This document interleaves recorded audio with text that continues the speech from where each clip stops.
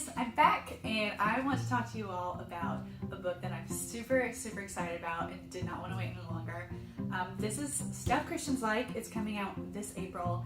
It's by Jon Acuff. This is actually a new edition of the original book, which came out 10 years ago, which blows my mind because, funny story, I actually got the first edition when it was new. I got it for Christmas as a white elephant gift when I was in high school.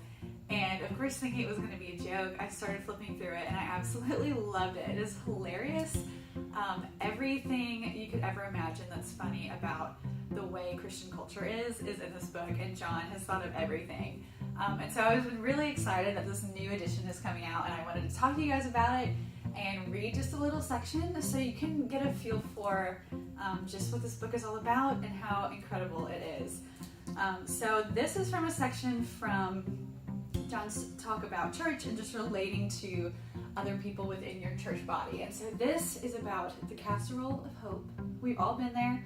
We all know what it's like. Something goes wrong in your life and you're inundated with casseroles from everyone in your church. And so this is a guide for you who are serving someone else in your congregation or just a friend. It doesn't have to be someone at church.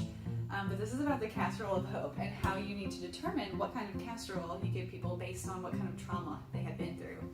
So follow along. The Casserole of Hope is a food dish that a Christian gives you after a tragedy.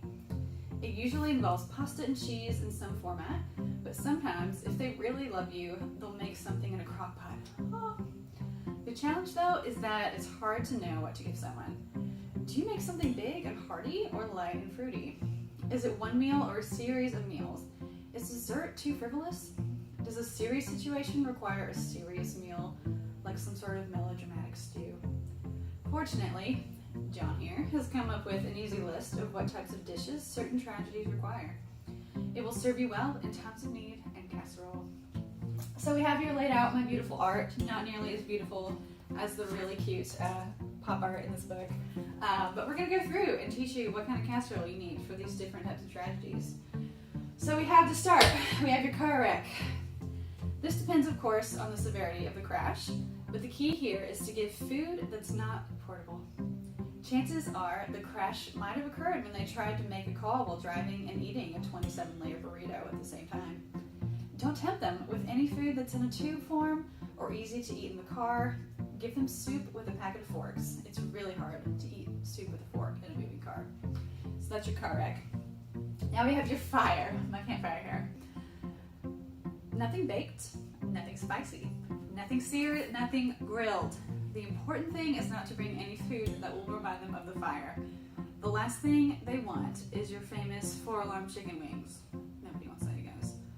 Give them something carved out of ice. I'm not sure what that is, but you can probably get one at Whole Foods. All right, that's our fire. Moving along.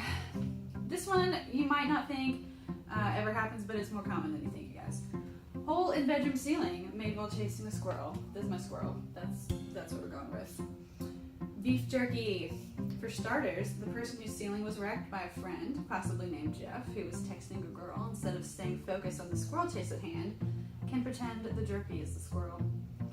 Also, jerky is portable in case this hypothetical person named Jon Acuff is required to take an overnight trip to the couch because he messed up his bedroom, which his wife completely didn't see the humor in.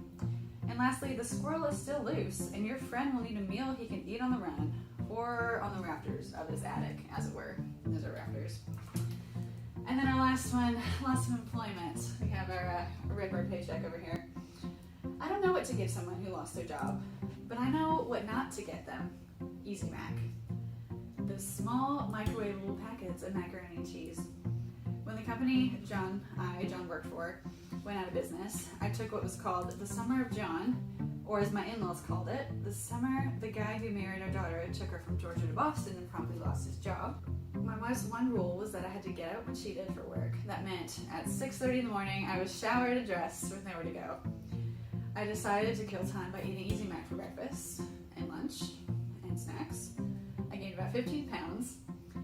Give an unemployed person a salad. So skip the casserole altogether. Don't worry too much about nutrition when someone is going through a difficult time. If they wreck their car or their house is on fire, the last thing people are concerned about is exercising their core and getting enough lycopene. So that is your guide to casseroles. Quick and simple. Remember, fire, don't give them anything hot.